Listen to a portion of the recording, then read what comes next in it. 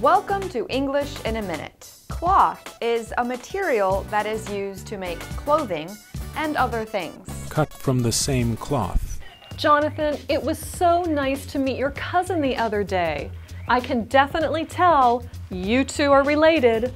I guess he has some of the same interests as I do. And we do look sort of similar. See what I mean? You two are cut from the same cloth.